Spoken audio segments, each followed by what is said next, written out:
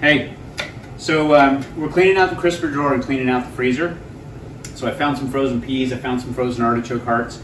We're just gonna make kitchen sink pasta, where we just kind of throw in the whole kitchen sink.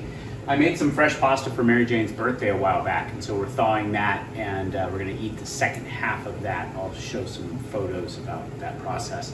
But all I'm gonna do is cut up some veg.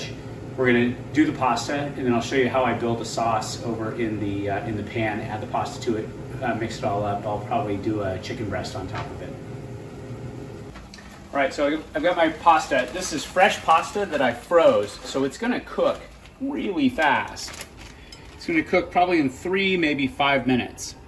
And then over here, what I've got is the garlic that I've shaved really thin.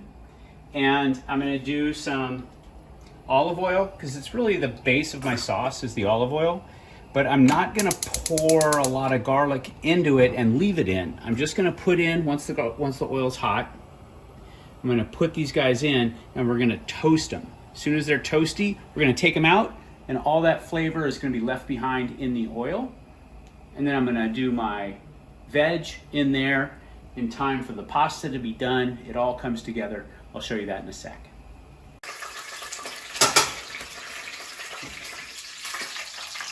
All right, so the garlic's been in here and it's all toasted now. So what I'm gonna do is take it out before it gets bitter, because I don't want too much.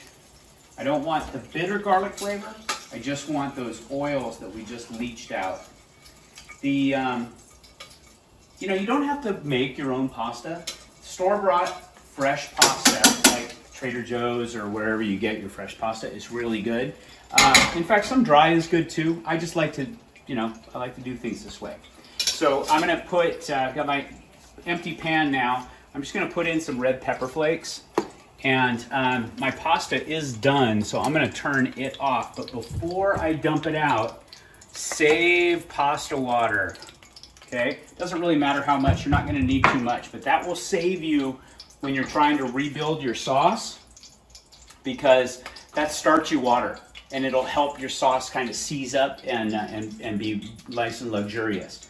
So I'm gonna dump this guy in here, to drain it.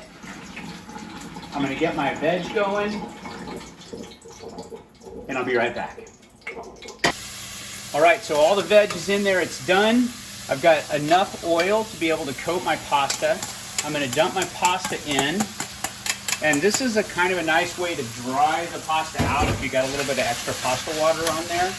But I like to cook hot, so I'm letting it sizzle, and I'm letting it coat the noodles really well. If you need to add a little bit more, liquid to it, if it's too dry, then use that pasta water that you saved behind. But this is where having fresh Parmesan cheese is really a benefit. We still don't have it in our stores, so I'm using shaker cheese, which is a cost-effective alternative. Doesn't really tighten up like good fresh Parmesan does, but it does a good job. And if I want to make it a little saucy, I can add a little bit of that pasta water back and get it nice and saucy. Last thing I'm going to add here are my peas. Once those are in, we'll get those to kind of thaw. Everything will come together. A little bit of black pepper, and we'll plate. All right. So I'm just going to give it one last stir here to kind of distribute all of the good stuff. I try to be fair in my platings. Leave a little bit for lunch for tomorrow.